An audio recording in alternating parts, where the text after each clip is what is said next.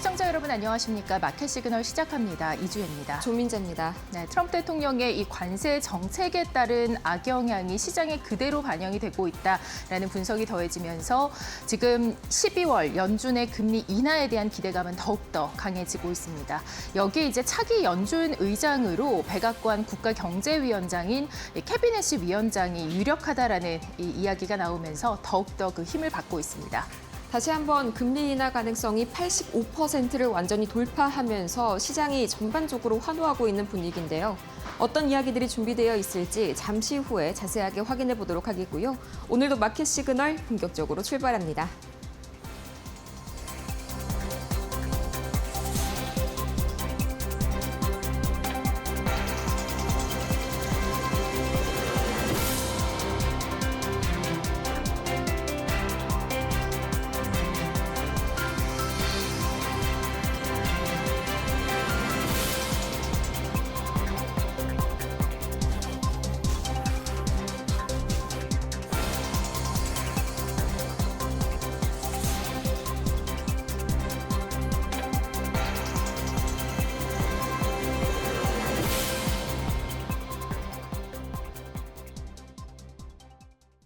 다시 한번 금리 인하에 대한 기대감이 높아지면서 오늘도 역시나 뉴욕 증시 3대 지수가 상승 흐름 이어가고 있습니다. 지금 이 시각 다우 지수가 0.73%, S&P 500 지수가 0.79% 상승세 보이고요. 나스닥도 0.91% 상승하는 등 오늘은 이 지수별로의 격차 없이 골고루 이 키높이를 맞춰가면서 올라가는 흐름들이 나타납니다. 그럼 과연 지금 이 시각 이 자금 흐름은 어떻게 흘러가고 있을지 히트맵 통해서 만나보도록 하겠습니다. 그동안 가파른 상승세를 보여왔었던 구글이 오늘은 약 1%대 하락하면서 이 차익 실현에 나선 그런 모습들이 관측이 되고요. 그 이외에 전반적으로 다시 한번 매기들이 돌아오고 있는 가운데 오늘 약간의 흔들림을 보이는 건 헬스케어입니다. 오늘 다시 한번 기술주들이 힘을 내고 있기 때문인데 다시 한번 이 기술주의 온기를 불어넣을 법한 그런 소식들이 많이 들려왔기 때문입니다. 또 오늘 이 소프트웨어 같은 경우에도 다시 한번 좀 흔들리고 있는데 이 세일즈포스에 대해서 시티은행이 과연 AI 열풍을 타고 이걸 신속하게 수익성으로 바꿀 수 있을지 의문이 든다면서 이 가이던스를 약간 하향 조정하는 흐름이 나타났습니다. 이 때문에 소프트웨어 관련주들만 약간 흔들림을 보이고요. 전반적으로는 오늘 엔비디아가 1.32% 상승, 브로드컴이 3.6%, AMD도 거의 4% 가까이 오르는 등 그동안 흔들림을 보였었던 AI 반도체 3대 대장주들 오늘 일제히 상승 흐름 보여주고 있습니다. 그럼 과연 오늘 이런 시장의 흐름을 만들었었던 주요 이슈들 어떤 게 있었는지 저와 함께 세 가지 보시겠습니다. 가장 먼저 오늘 시장의 금리 인하 기대감을 또다시 높여준 이슈 역시나 고용에 있었습니다. 가장 먼저 신규 실업수당 청구 건수가 7개월 만에 이 최저치를 기록한 것으로 나타났는데 이렇게 생각하시는 분들도 계실 겁니다. 아니 이 실업자 자체가 줄었는데 고용 측면에 있어서 고용이 개선된 것이 아니냐. 그렇게 해석을 하면은 안 되시고요. 추가적으로 이 고용 같은 경우에는 애초에 신규 고용 자체를 이 기업이 줄였다고 해석을 해야 합니다. 또 이 계속 실업수당 청구 건수, 그러니까 2주 이상 구직 기간에 있는 장기 실업자들의 경우에는 전주 대비해서 1만 건 가까이 증가했는데요. 이 신규 실업자 수 대신에 이 채용 규모 자체가 줄었다는 것은 이 베이지북을 보시면 더욱더 뚜렷하게 나타납니다. 이 밤사이에 발표가 됐었던 11월 베이지북, 그러니까 연준이 발간하는 고용 동향 보고서에 따르면 다른 부분들은 다 큰 이상이 없었습니다만 고용 측면에서 감소 추세가 나타났습니다. 노동 수요가 거의 절반 가까이 되는 지역에서 둔화되는 흐름이 나타났는데 이 다음 장을 보시면 이 베이지북에 대한 자세한 내용들이 나와 있습니다. 이 주요 내용 제가 크게 주요하게 4가지 섹션에 따라서 이 핵심 내용만 분류를 해봤는데 우선 가장 큰 경제 섹터, 대부분의 지역에서는 거의 변화가 없었습니다. 따라서 시장의 우려를 사지는 않았고요. 또 마찬가지로 물가 역시나 완만하게 상승세를 보였습니다만 그 역시 일회성인 관세 영향이 컸습니다. 이 관세 이슈가 지나간다면 가라앉을 수 있다는 의미이죠. 또 리스크가 되는 요소의 경우에도 마찬가지로 일회성 요소들의 영향이 컸는데요. 이 셧다운이나 관세 인상과 같이 이 시기만 버티면 자연스럽게 지나갈 수 있는 이슈들이 줄을 잃었습니다. 문제는 고용이었는데요. 고용이 절반 가까이 되는 지역에서 소폭 감소되는 움직임이 나타났고 고용주들이 채용 자체를 거의 늘리지 않는 채용 동결 추세가 나타났습니다. 이 때문에 전반적으로 이 노동 수요와 공급이 동시에 줄고 있다라는 해석이 나타나게 되면서 12월 금리 결정 확률이 단 하루 만에 거의 1%포인트 미미하긴 하지만요. 어제의 83.5%보다도 거의 껑충 뛰어 올라서 85%에 육박합니다. 거의 시장은 12월 현재 금리 인하를 단행할 것으로 보고 있다라는 것이죠. 그 이외에도 지정학적으로 미국과 중국 간의 사이가 봉합되는 움직임 역시 시장에 다시 한번 온기를 불어넣어줬는데요. 이 미국 정부가 중국에 대한 관세 면제 조치를 원래는 이틀 뒤까지가 이 시한이었습니다만 그것을 거의 1년 가까이 연장하는 것을 확실시했습니다. 이 새로운 소식은 아니고 지난 11월 1일 양국 정상 간의 합의를 본 데서 발표가 된 그 내용이 다시 한번 발효가 된 건데 이 중간에 트럼프 대통령이 충분히 내용이나 또는 관련 언급 등을 바꿀 수가 있었습니다. 특히나 일본의 다카이치 총재의 대만 발언 때문에 말이죠. 이 때문에 시장이 상당히 우려했었지만 오늘의 조치를 통해서 양국 간의 움직임은 역시나 견고하다는 점이 확인되면서 시장이 다시 한번 안심 이 매물을 보였습니다. 그렇다면 과연 오늘 밤사이의 특징주들은 어떤 움직임 보였을지 가장 먼저 M7 보도록 하겠습니다. 우선 마이크로소프트 오늘 굉장히 강한 움직임을 보였는데요. 제가 오늘 이 세 가지 첫 번째 판에서 준비했던 종목들은 공통적으로 이 점에 주목하셔야 됩니다. 이 우리에게는 테슬라 아저씨로 또 유명한 인물이죠. 댄 아이브스가 AI는 거품이 아닌 시작 단계라면서 현재 AI를 고점, 과열 상태라고 논하는 것은 너무나 이르다라고 발표를 했습니다. 거기에다가 더해서 10가지의 이 추천 종목을 발표를 했는데 가장 첫 번째로 마이크로소프트가 꼽혔습니다. 이 기업들이 AI 툴을 도입할수록 점점 더 수익성이 높아질 것이다 라면서 기대감을 드러냈고요. 또 엔비디아에 대해서도 아직까지는 대부분의 AI 프로젝트를 구동하는 핵심 칩을 이 엔비디아가 공급한다라고 밝혔습니다. 그간 구글 TPU 때문에 며칠간 엔비디아에 대한 이 스포트라이트가 조금 꺼졌긴 했지만 여전히 엔비디아 이 핵심 칩 시장에서 거의 95%의 점유율을 차지를 하고 있습니다.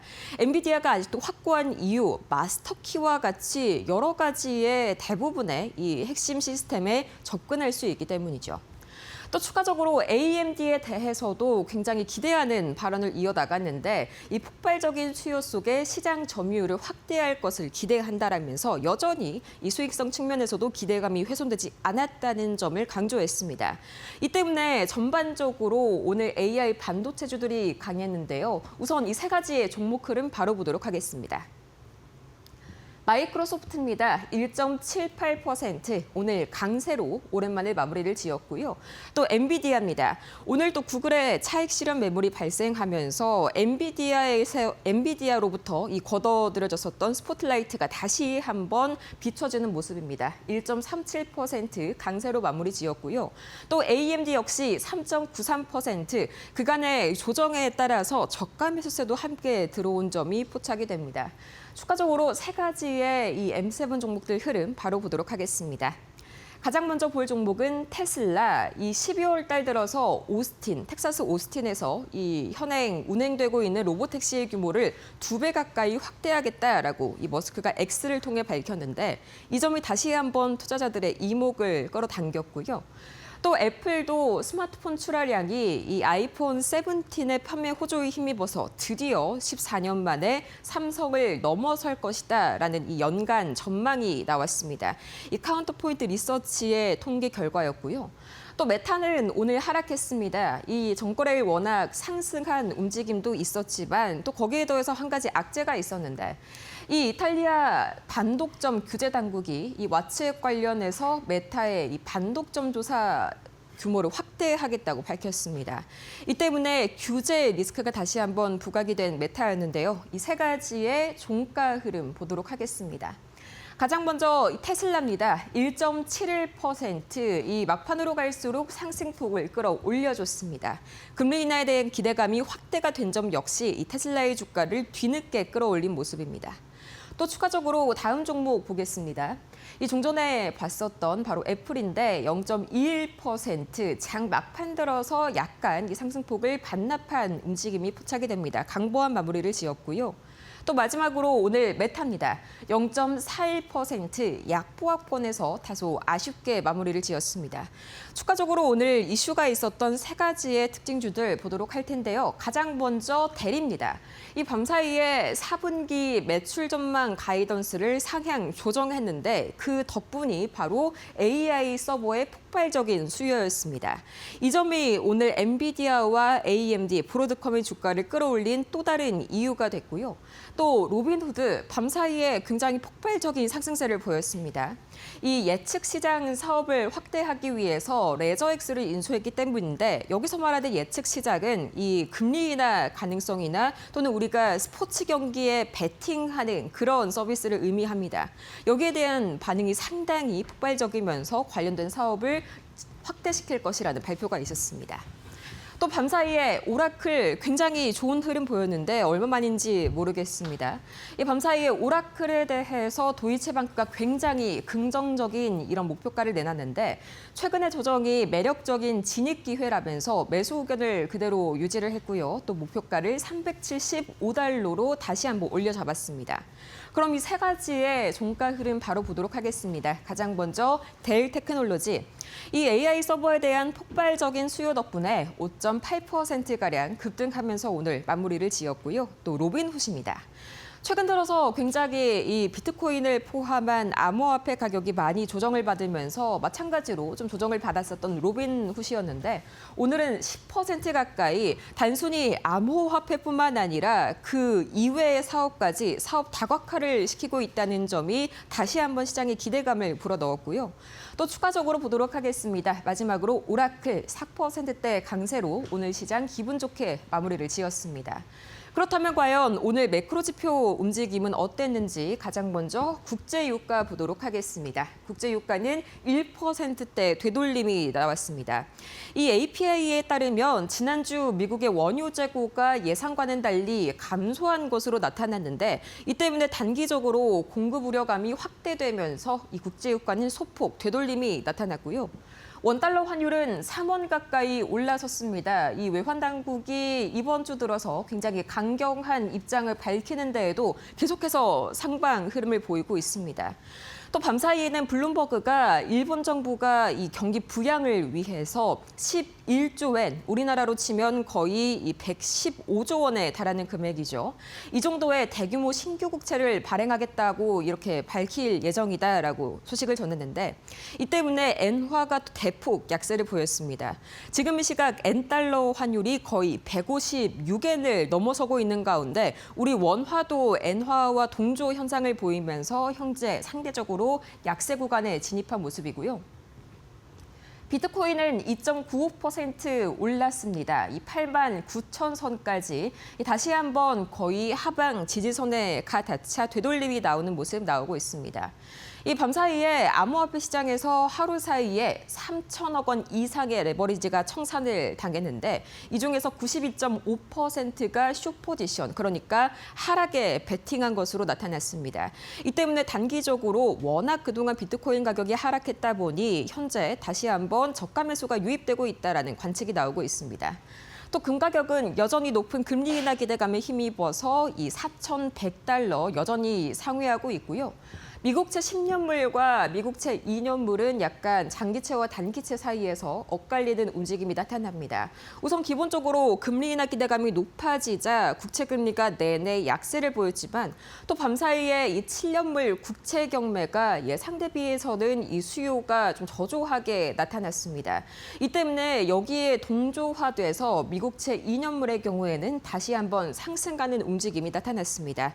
그렇다면 과연 3대 지수 오늘 마무리를 어떻게 지었을지 바로 보도록 하겠습니다. 가장 먼저 나스닥 지수는 0.8% 상승으로 마무리를 지었고요. 다우 지수는 0.67%, 또 S&P 500 역시 0.7%가량으로 오늘은 전반적으로 고루고루 상승불이 켜진 하루였습니다. 지금까지 뉴욕 증시 마감 상황 봤습니다.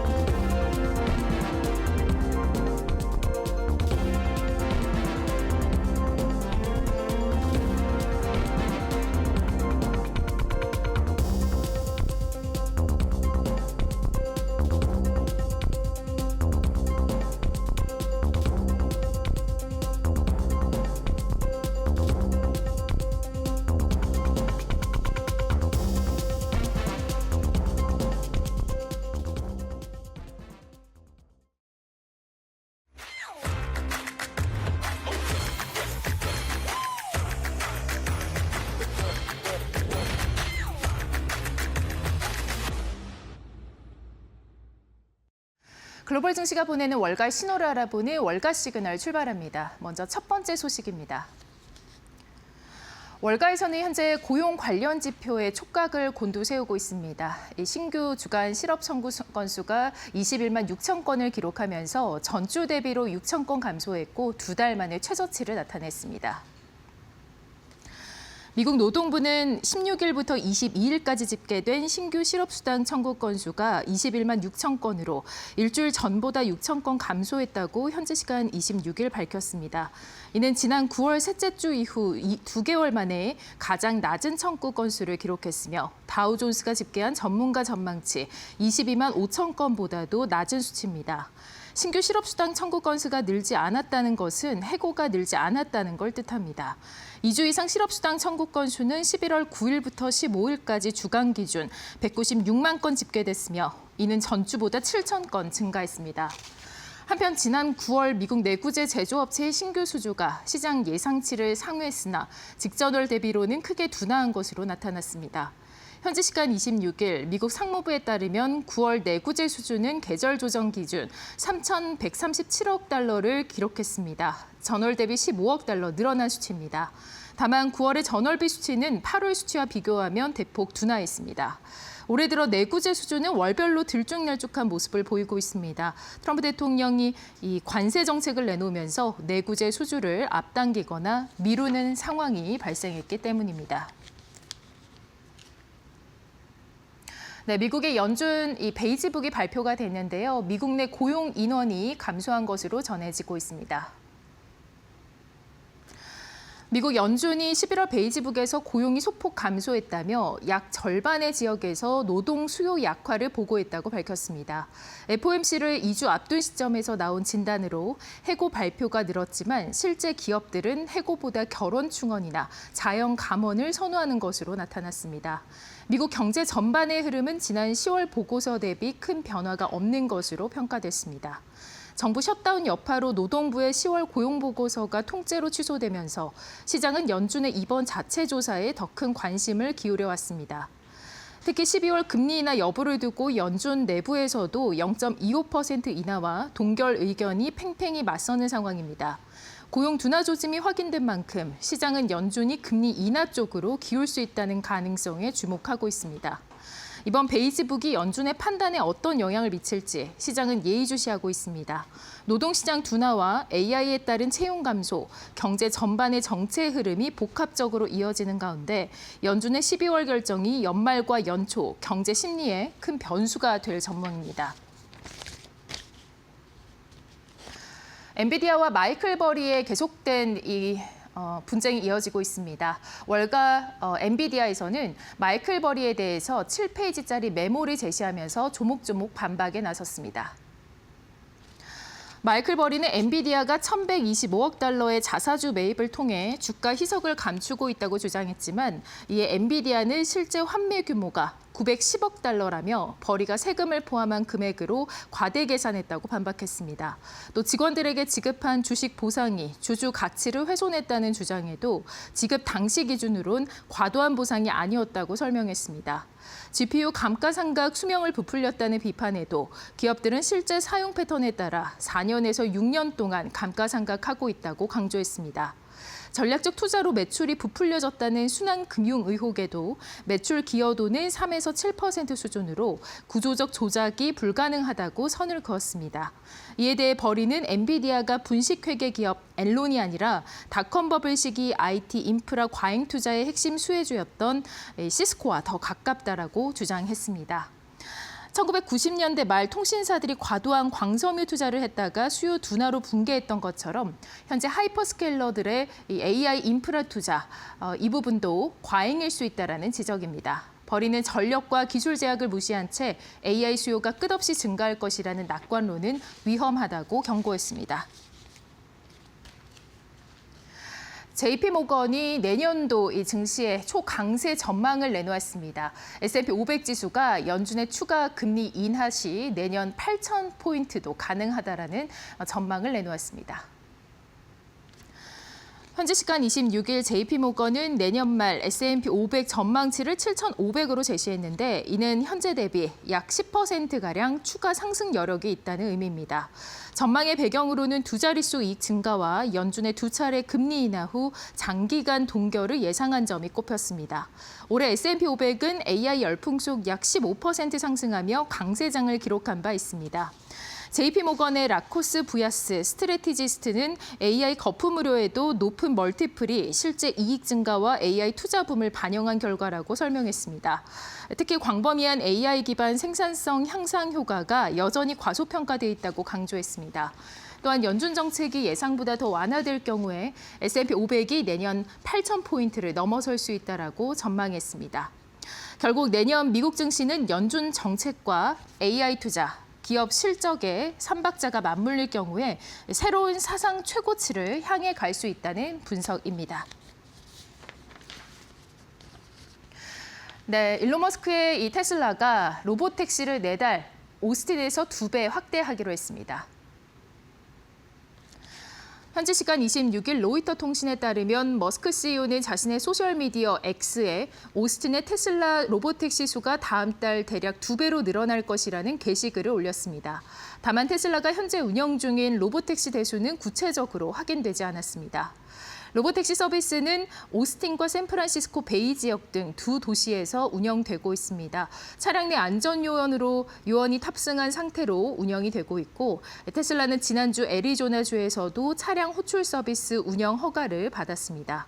머스크 CEO는 지난 10월 연내 오스틴 주요 지역에서 안전 요원 없이 로봇택시를 운영하고 연말까지 8개에서 10개 대도시에서 로봇택시가 운행될 것이라고 밝힌 바 있습니다.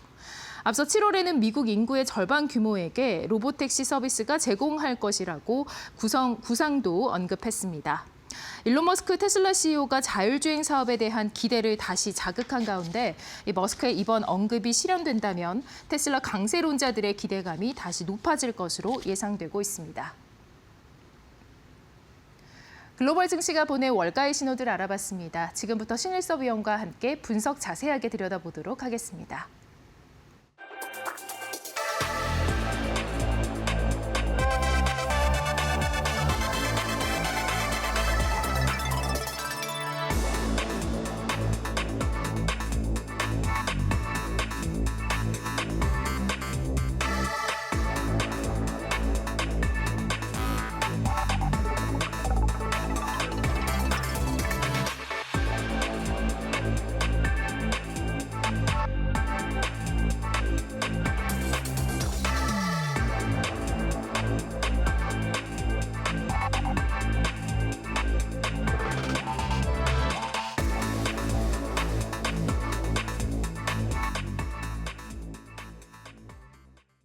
AI 버블 논쟁에 지금 두 사람이 있습니다. 엔비디아의 젠슨항 CEO와 또 마이클 버리 이렇게 두 사람인데요.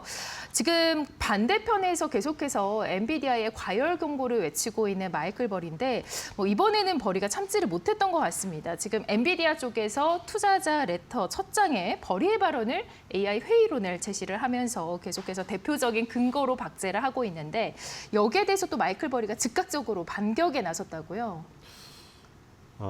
지금 마이클 버리에게 이 거시는 분은 정말 이 시장이 완전히 지금 서브프라임 위기로 가면은 진짜 대박이 나는 지금 상황이거든요.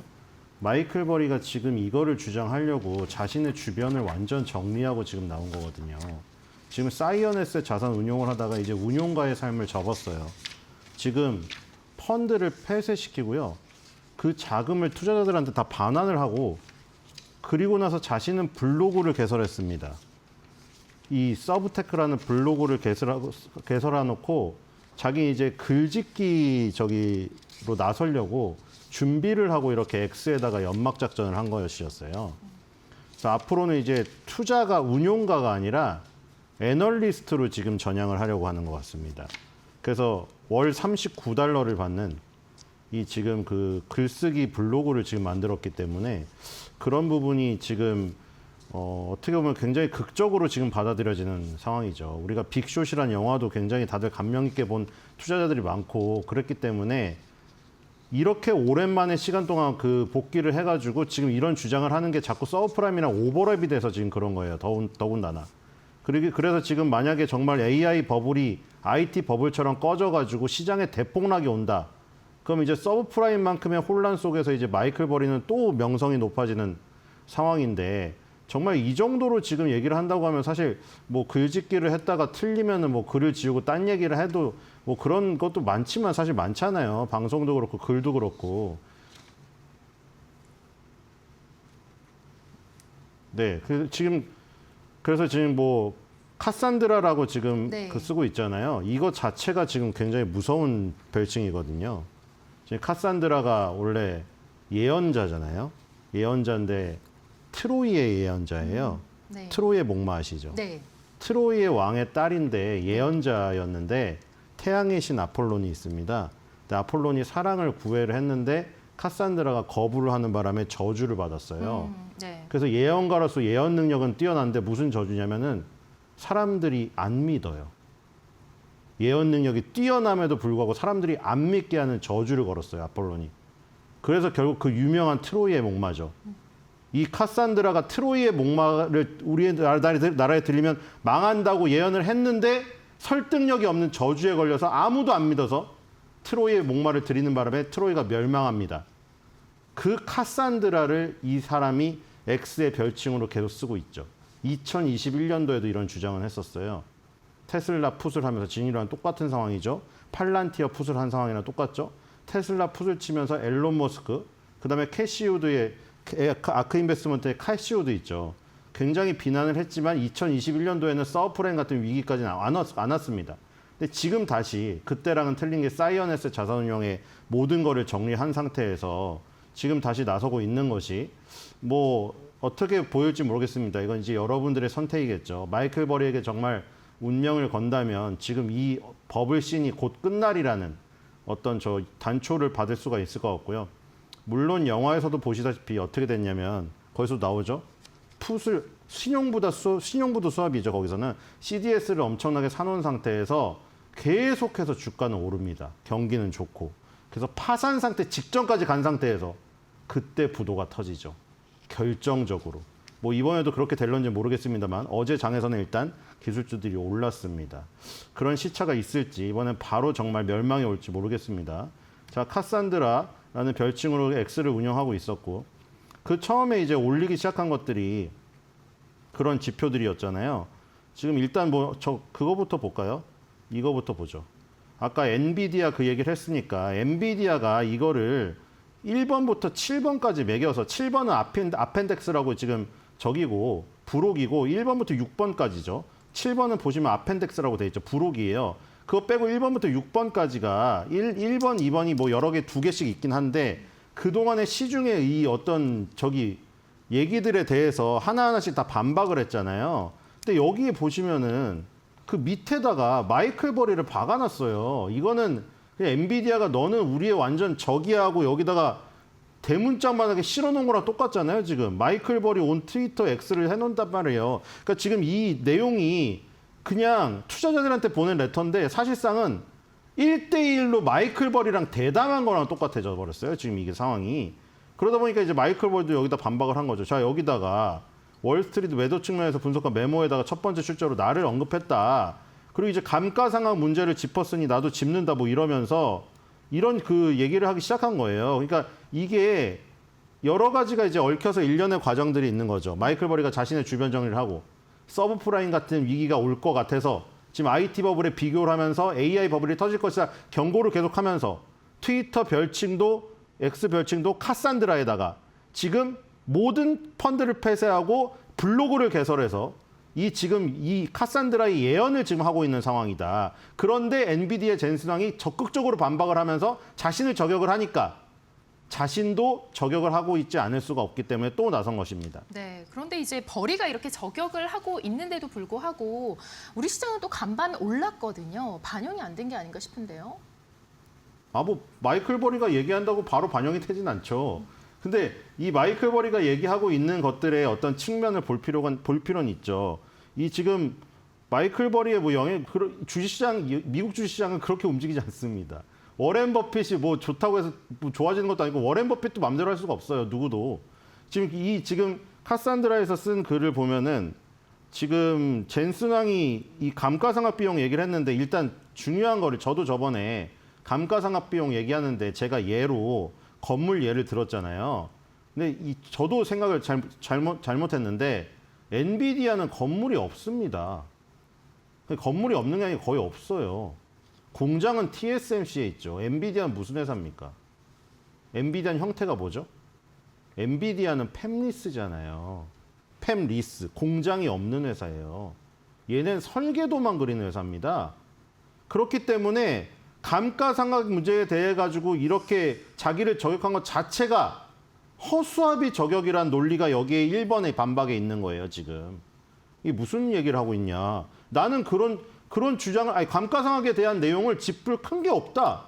아니, 엔비디아가 팹리스 회사인데 무슨 감가상각이냐. 보통 감가상각은 엄청난 건물을 세웠을 때 그걸 감가상각 비용으로 매년 재해 나가는 거잖아요. 자동차나 건물을.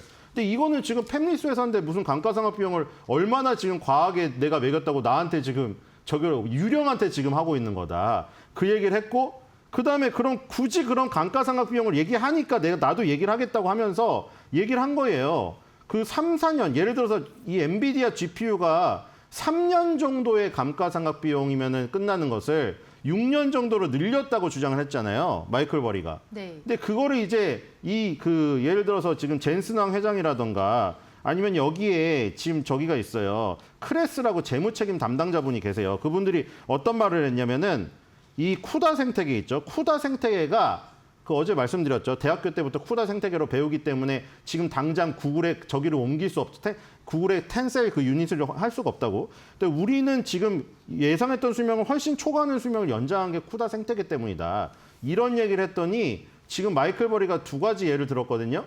아까 그 반박 자료에서 뭐라고 했냐면은 그러면 예를 들어서 애플의 아이폰을 돈이 없어가지고 이번에 17 나왔잖아요. 17 살 돈이 없어가지고 내가 예를 들어 13을 지금 쓰고 있어요. 그럼 13을 지금 쓰고 있다고 해서 그러면 13이 지금 최고 성능인 건 아니지 않느냐 이 얘기예요. 지금 13을 어쩔 수 없이 쓰고 있는 거지 돈 있으면 17을 사지 왜 13을 쓰고 있느냐 이거예요. 그리고 여기도 지금 엑셀도 또 똑같은 얘기를 했습니다. 항공사들이 추수감사절이나 크리스마스 기간 동안 승객이 넘쳐날 때 대비해서 미리 비행기를 쌌는다.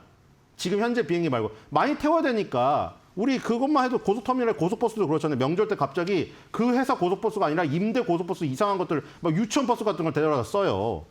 그렇죠? 그 얘기를 하는 거예요. 그러니까 엔비디아 GPU가 예를 들어서 수명이 올랐다.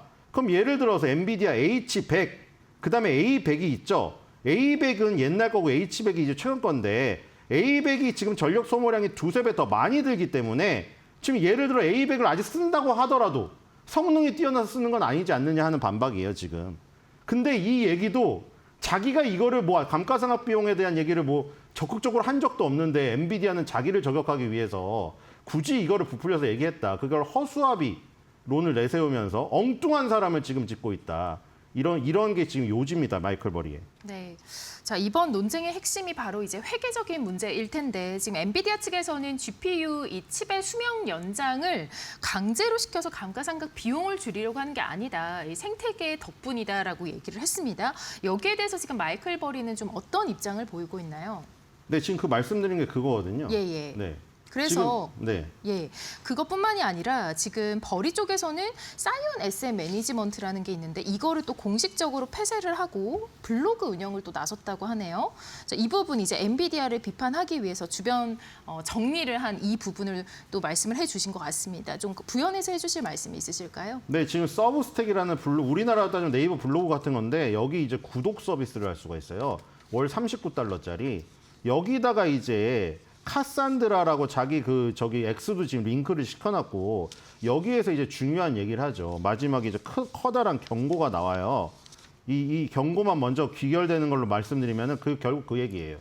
IT 버블 때 아까 시스코 얘기하셨잖아요. 앵커님이. 그 시스코가 지금 현재 누구냐? 그 이름은 바로 땡땡이다 하면서 엔비디아를 꼽았습니다.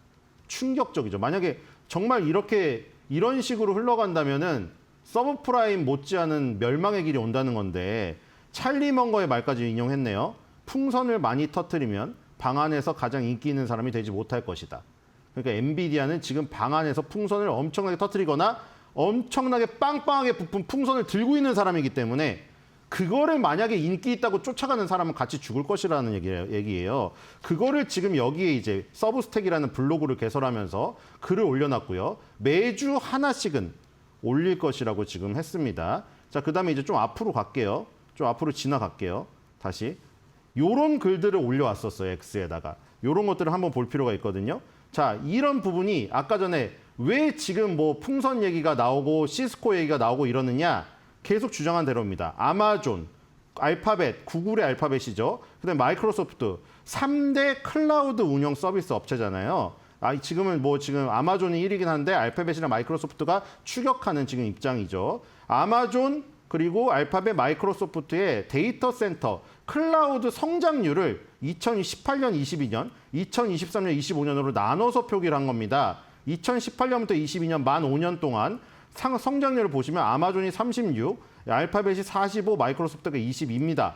근데 지금 최근 2년간 있죠. 2023년에서 2025년간은 아마존이 17, 알파벳이 29, 마이크로소프트가 20으로 떨어졌습니다. 마이크로소프트는 약간 떨어졌고 지금 아마존 같은 경우에는 반토막이 났거든요. 자, 클라우드 성장률은 떨어졌는데 뭐는 늘어났느냐? 투자가 늘어났다. 이른바 캐펙스죠. 캐펙스 용량을 늘리고 있다. 근데 그 용량을 늘리는 게 어디 수준까지 갔느냐? 보시면 저기 2000년도 이전에 1999년도 수준까지 지금 올라가고 있는 모습이죠. 워렌 버핏이 그 당시에는 애플도 소유하지 않았고 IT 버블을 외치면서 결국 IT 버블을 맞췄던 그 시기까지 지금 올라가고 있습니다. 2010년까지의 고점은 지금 다 뚫은 상태고요. US 테크 섹터가 있고요. US TMT 그룹이 있는데 이 비슷한 이 성향을 가진 섹터입니다. 이쪽에 그 캐펙스 투자가 99년 수준으로 올라가고 있다는 거죠. 그냥 이 두 개를 같이 올린 거예요. 그리고 요거까지 세 개를 한꺼번에 올린 거거든요. 앞에 가봅시다. 여기 아까 전에 처음 보여드렸던 요 멘트 있죠. 요 멘트 옆에 요 세 개의 차트가 조그맣게 붙어 있는 거를 제가 세 개를 키운 거예요. 요 세 개를 올리면서 이거는 어제 보여드렸죠. 순환 출자론에 대한 얘기. 그리고 요 두 개는 이제 IT 버블에 버금가는 지금 위기가 오고 있다는 거. 그러니까 결론을 내려보면 이거죠. 클라우드 성장률이 떨어졌는데 데이터 센터 클라우드에 투자하는 캐펙스 이 부분은 99년 수준으로 올라가고 있다. 그러니까 과잉 투자란 얘기고 그 과잉 투자의 돈은 어디서 나왔느냐? 엔비디아에서 나오고 있다는 거죠. 그러니까 엔비디아가 뒷돈을 대서 클라우드 성장률이 떨어지고 있음에도 불구하고 버블에 해당되는 과잉 투자를 하고 있기 때문에 이 과잉 투자가 꺼질 경우에 뒷돈을 받았던 이 모든 오픈 AI, AMD, 오라클, 인텔, XAI까지 위험하며 엔비디아까지 훼손이 될 수 있는 결국 엔비디아는 99년으로 따지면 시스코고 지금 방안으로 따지면 빵빵한 풍선을 들고 있거나 이미 터지기 시작한 인기 없는 사람이 될 그런 사람인데 나는 카산드라기 때문에 저주를 받아서 사람들이 내 예언이 맞을 걸 알면서도 믿지 않는 저주에 걸려서 머리가 지금 굳어 있다. 이렇게 정리가 되겠네요. 네. 좋습니다. 자, 이어서 이 미주어 보고서가 좀 많이 이슈가 됐습니다. 이 미주어 보고서에 나오는 얘기에 따르면 브로드컴이 AI 최소 누조로 이제 제시가 되면서 엔비디아를 추격할 것이라는 얘기가 나오고 있는데요. 이슈 함께 만나보도록 하겠습니다.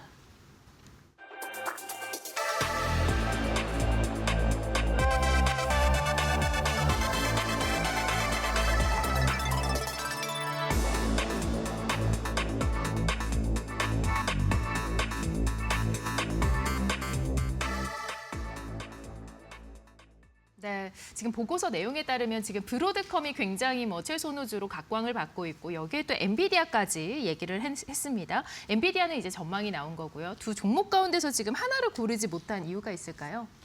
네, 일단 진짜 엄청 갈리고 있죠. 시장 이 내용이. 마이클 버리는 거의 멸망의 길을 외치고 있고 그리고 캐시우드라던가 아니면 아까 전에 그 보고서 있죠. 내년도에 최고가를 또 갈 수가 있다. 젠슨왕 회장의 어떤 이 장밋빛 전망도 있고 자 정말 엇갈리는 상황입니다. 투자자분들도 고민이 될 텐데 자 일단 미지어 증권에서는 둘 다 좋게 말했습니다.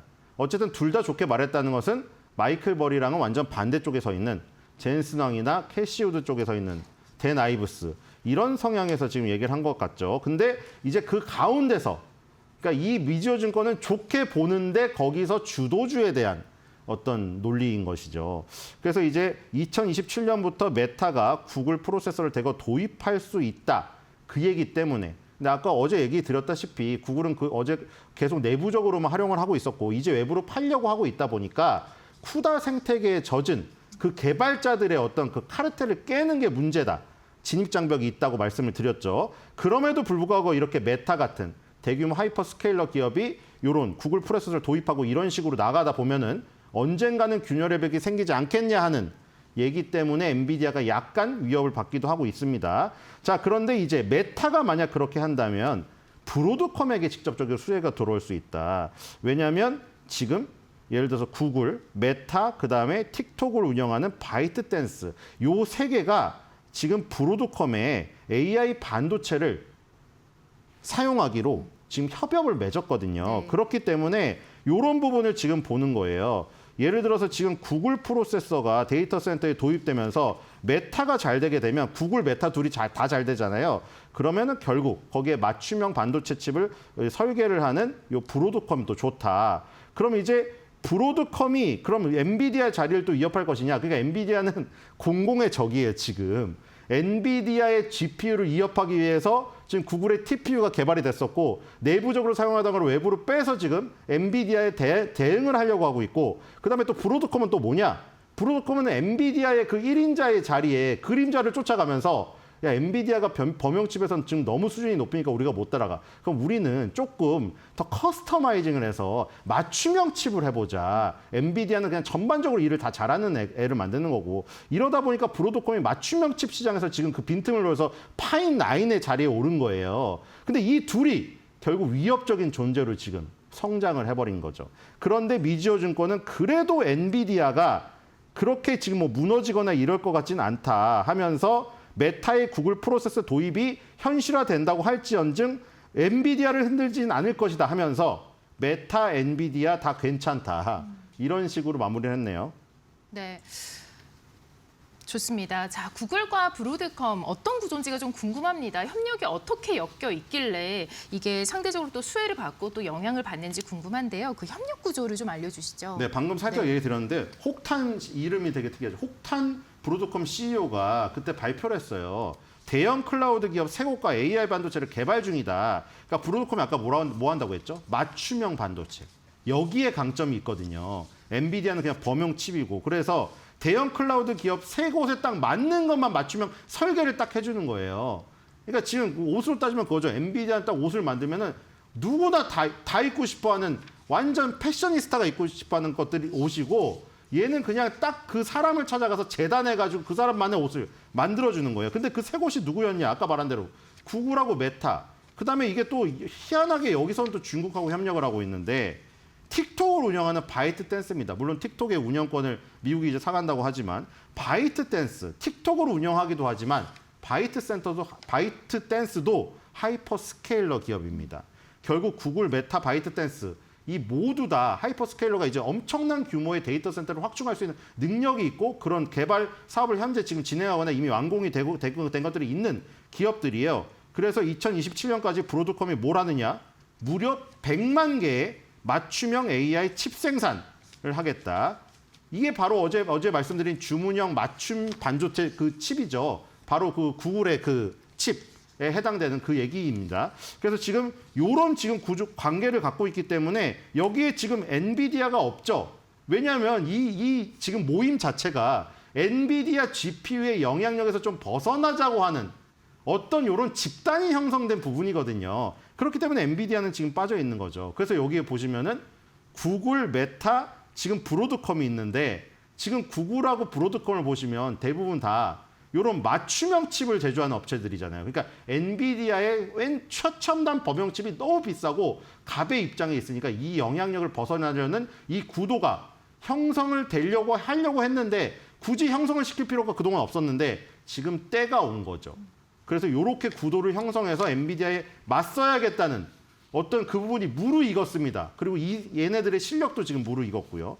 그래서 지금 아마 구글하고 메타의 협력 관계가 앞으로 지속적으로 지금 진행이 된다면 엔비디아를 완전히 근간을 뿌리째 흔들 수는 없겠죠. 쿠다 생태계도 있고 그리고 웃긴 게 어제 말씀드렸죠. 구글, 메타조차도 지금 엔비디아의 최고 고객사입니다. 엔비디아의 칩을 가장 많이 구입해주는 기업들 중에 하나예요. 그렇기 때문에 엔비디아를 빼놓을 수는 없는데 그 영향력을 지금 해소시키려고 지금 모인 거죠. 그렇게 보시면 될 것 같고요. 그래서 브로드컴이 2027년까지 600억 달러에서 900억 달러가 아까 그 대규모 하이퍼스케일러 세 기업하고의 그 관계에서 나올 것으로 전망이 된다고 합니다. 네, 구도의 변화가 굉장히 많이 생기는 것 같습니다. 뭐 이렇게 저렇게 계속 위협을 받고 있는 엔비디아인데요.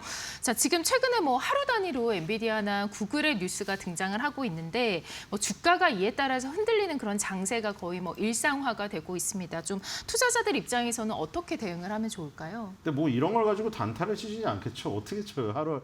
근데 이게 솔직히 말해가지고 너네 지금 뭐 하니? 사랑 싸움하니? 전 부러움의 시선밖에 안 보입니다. 이게 뭐 하는 거죠 도대체 둘이가? 지금 하루는 알파벳이 신고가를 가고 엔비디아가 쉬었더니 엔비디아가 또 가고 어제는 브로드컴이 역사상 신고가를 또 갱신하고 그러니까 지금 소식이 매일 나오는 소식에 따라 움직이는 건 사실인데 우리가 좀 더 높게 산에서 위에서 보세요. 산꼭대기 위에서. 결국 자기네들 안에서 경쟁하고 있는 거예요. 전부 다 미국 기업이고.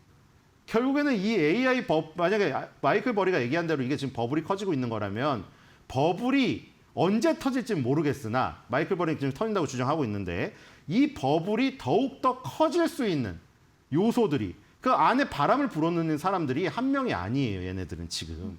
풍선에 바람을 불어넣는 애들이 한 너댓 명 있어요. 10명까지도 있어요. 그래가지고 너무 힘껏 불다가 힘이 딸리잖아요. 그럼 숨을 쉬고 있는 거 옆에는 그럼 내가 이제 불게. 그거 또 불고. 그거에 따라서 지금 주가 일일 변동은 있지만 결국 일주일 지나고 보니까 세 종목, 네 종목이 다 역사상 신고가를 갱신하고 있는. 참 이런 모습이. 그래서 결국에는 하루에 단타를 칠 수는 없잖아요. 그렇기 때문에 만약에 엔비디아나 구글이 고민이 된다. 그럼 엔비디아랑 구글을 같이 사야죠. 같이 사거나 아니면 엔비디아로 수익을 많이 얻으셨던 분들 구글로 지금 옮기셔가지고 수익을 또 추구하시다가 구글에서 수익이 어느 정도 나면서 엔비디아가 쉬잖아요. 그럼 또 저가 매수. 이런 식으로 지금 나가면 되지 않을까 이런 생각이 듭니다. 네. 좀 주고받는 움직임으로 가면 좋겠다라고 말씀을 해주셨습니다. 자, 오늘도 월가 매크로부터 종목까지 전반적인 트렌드 자세하게 짚어봤습니다. 신일섭 위원과 함께했습니다. 고맙습니다.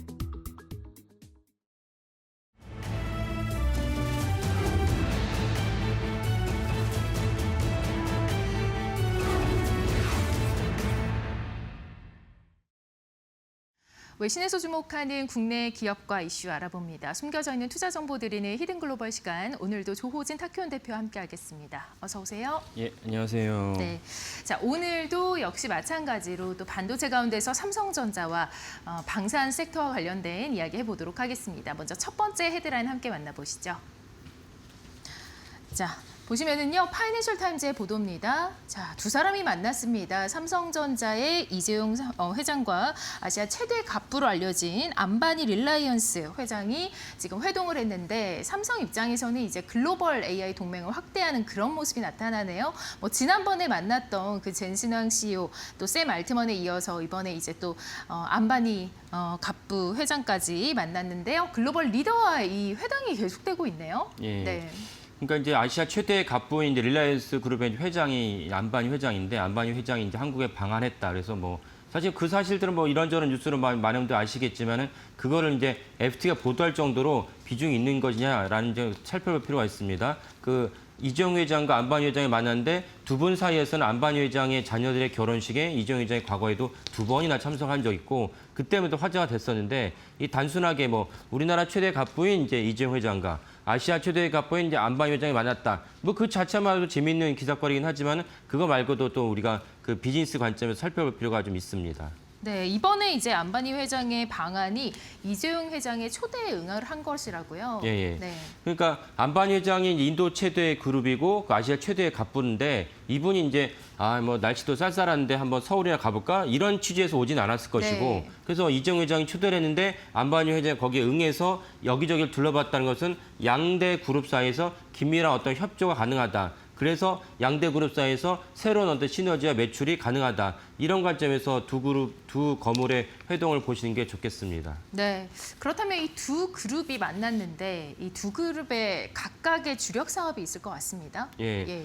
뭐 삼성그룹은 많은 분들이 아시겠으니까 제가 굳이 설명을 하지 않겠고요. 그리고 안바니 그룹은 이제 릴라이언스 그룹은 이제 원래는 화학이 시작했다가 유통으로 확대한 다음에 그 다음에 이제 ICT로 이제 확대한 그룹입니다. 그래서 인도라는 이제 그 대륙은 우리가 다 알다시피 지금 현재 실질적으로 이제 중국을 넘어서 세계 14억의 인구를 자랑하는 이제 대륙입니다. 거기서 세계 인도 최대의 이제 그룹이다 보니까 릴라이언스 그룹이 갖고 있는 포텐셜과 매출 성장성은 매우 높다 하겠습니다. 그리고 인도는 중국과 다르게 민주주의 국가이기 때문에 물론 뭐 부족한 점도 많이 있지만 어쨌건 민주주의 국가이기 때문에 갑자기 뭐 정권이 바뀐다고 해서 열심히 사업하고 있는데 야, 너 나가. 우리가 사실 중국에 진출해서 사실 돈 번 기업이 거의 없습니다. 이런 중국에 갑자기 예측할 수 없는 그런 정책 때문에 그런 것인데 인도는 그래도 민주주의 국가다 보니까 갑자기 누가 바뀐다고 해서 수상이 바뀐다고 해서 정책 확 바뀌면서 이제 야 열심히 사업하고 있지만 뭐 이제 나가면 좋겠어 이런 식으로 하진 않을 것이다라고 전망이 됩니다. 그런 점에서 중국은 사실은 우리나라 기업이 이제 더 이상 뭘 하기 어려울 수 있지만 대신 중국 대신 인도를 갖다가 타겟으로 열심히 노력한다면 좋은 성과를 거둘 것으로 예상이 되고 삼성그룹 삼성전자 입장에서는 한때는 이제 중국에서 스마트폰 시장에서 휴대폰 시장에서 애플과 이제 1, 2등 다투는 기업이었지만 이제는 뭐 사실상 퇴출당했고 거기서 영향력이 없습니다. 현대차도 마찬가지죠. 현대차도 이제 중국에서 부상을 했지만 그 사드 사태를 말미암아서 그때 이제 그 중국에서 실질적으로 이제 영향력이 미미해졌습니다. 그래서 두 그룹 모두 인도를 갖다가 타겟으로 열심히 활동을 하고 있고 그런 관점에서 삼성그룹의 이재용 회장이 안바니 회장에게 공을 들였고 안바니 회장이 이번에 서울에 초대에 응했다라고 이제 볼 수가 있겠습니다. 네, 좋습니다. 인도에 좀 포커스를 하고 있다라는 얘기신 것 같은데, 자 그렇다면 AI 데이터 센터 구축을 한다라는 얘기가 있네요. 이 부분의 의미는 무엇일까요? 예.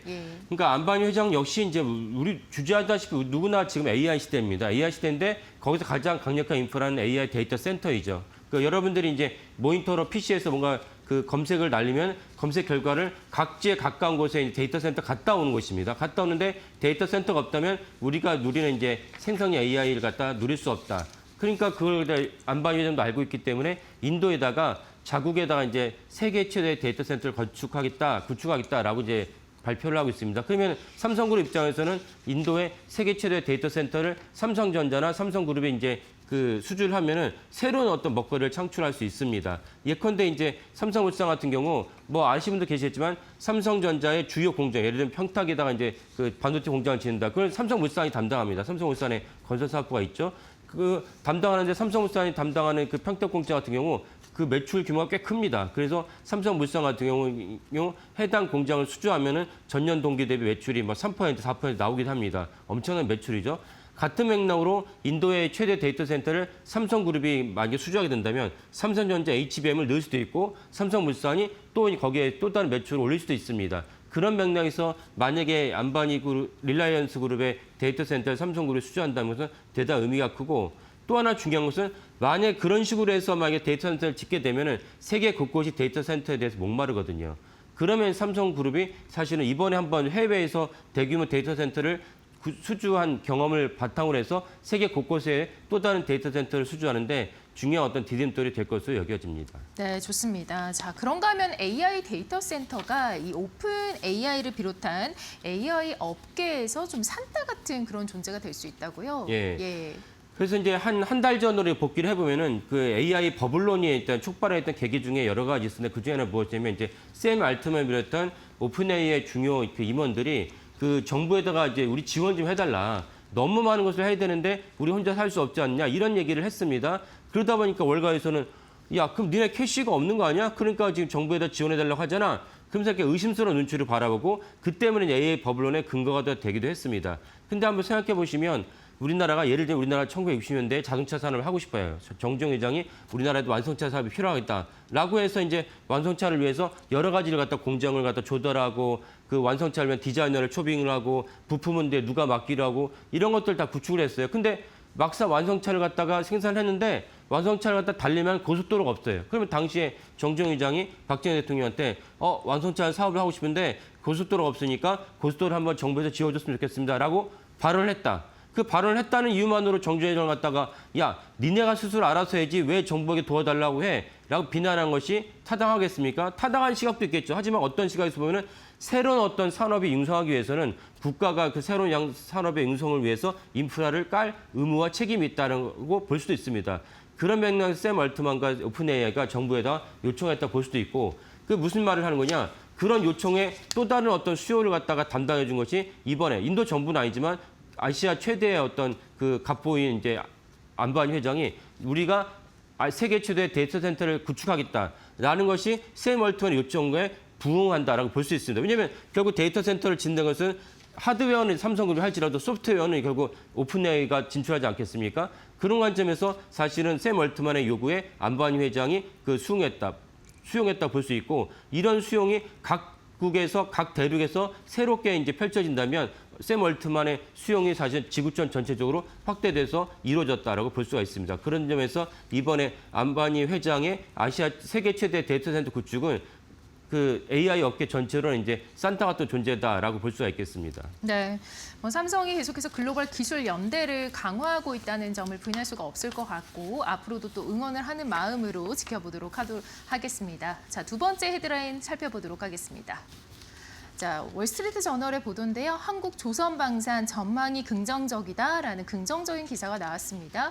자, 국내 방산 업계 사실 미국이 굉장히 주목을 하고 있는 상황에서 최근에는 좀 조선 업종이 부진한 모습이라고요. 예. 한 달 정도 이제 주가 차트를 보면 조선 업종이 부진했다는 것을 알 수 있습니다.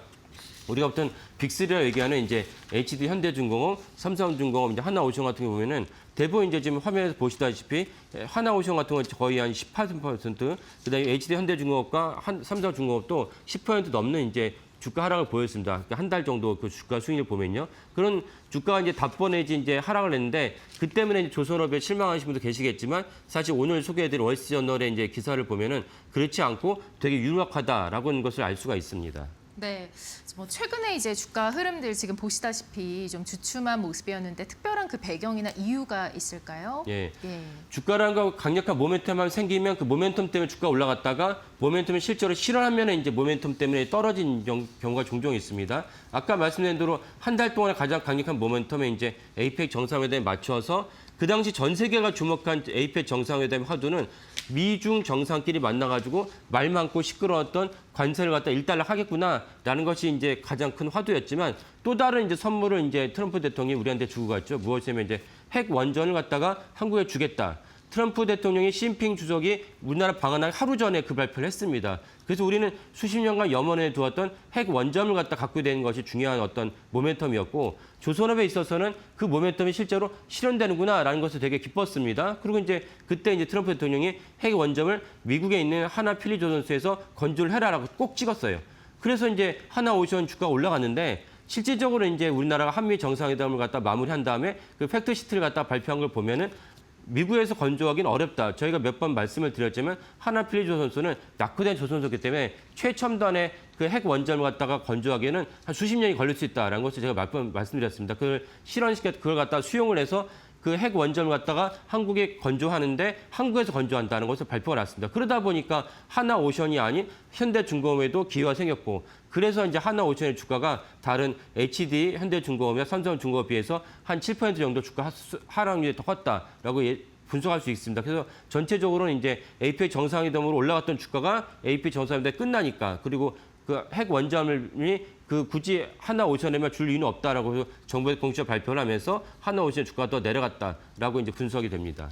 네, 증시가 좀 부진하긴 했지만 월스트리트 저널에서는 그 전망에 대해서 좀 긍정적으로 내놓고 있죠. 예. 월스트리트저널의 다이와 캐피탈의 이제 애널리스트 보고서 인용하면서 사실 조선업이 유망하다. 그리고 우리 전체적으로 알다시피 결국 마스가가 이제 결국은 현실화되고 마스가 현실화되면은 이제 HD 현대중공업이 그 상선과 그 미국 해군의 물량을 수주할 가능성이 높다. 그리고 당연히 우리가 그들의 물량을 수주하게 된 가장 강력한 이유는 기술력도 되고 그다음에 가성비도 되게 좋습니다. 결국 인건비도 낮고 우리가 수십 년간 세계 최대의 이제 조선업 국가였기 때문에 부품 조달하기도 편하고 이런 점에서 사실은 가격 경쟁력이 높다라고 이제 월스트리트저널이 이제 보도를 했습니다. 그러면 여러 이제 업종이 있고 여러 종목인데 그중에서 월스트리트저널이 이제 HD 현대중공업이 탑픽으로 최선호주로 이제 제시를 했습니다. 네, 그 가운데서 지금 말씀하신 HD 현대중공업 최선호주로 선택이 됐는데, 자, 그 배경은 어떻게 될까요? 예.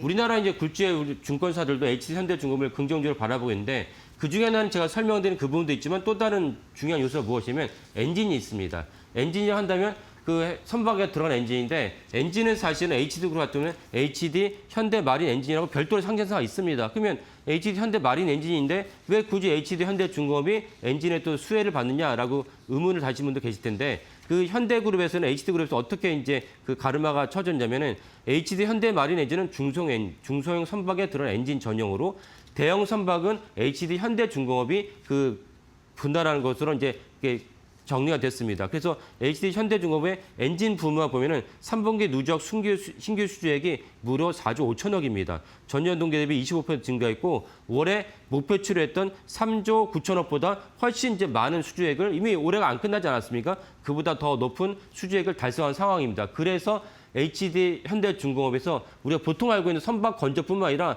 엔진 역시 또 다른 어떤 그 HD 현대중공업의 주가 매출을 올리는 중요한 모멘텀이다라고 볼 수가 있겠습니다. 네. 또 그런가 하면은 중국이 현재 굉장히 추격의 속도를 내고 있는데 이 엔진이 허들 역할을 한다고요? 예.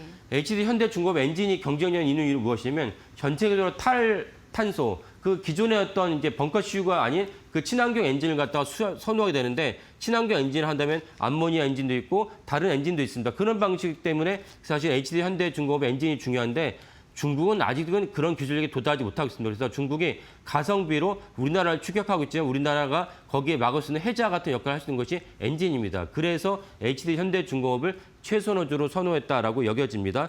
최근에도 HD 현대중공업은 울산 본사에서 그 또 다른 이제 암모니아 엔진을 갖다가 승인 시험을 완료했다라고 알려졌습니다. 그래서 HD 현대중공업의 그 친환경 엔진이 우리나라 조선업을 이끄는 중요한 모멘텀이 된다라고 볼 수가 있겠습니다. 네, 좋습니다. 자, 한국의 이 조선 방산 섹터에서 계속해서 글로벌 공급망이 확대가 되고 있습니다. 그 가운데서 우리 기업들이 얼마나 선전을 할 수 있을지도 좀 주목을 해봐야 되는 관건 포인트가 아닌가 싶습니다. 자, 지금까지 히든글로벌 조우진 타큐온 대표와 함께했습니다. 고맙습니다. 네, 감사합니다.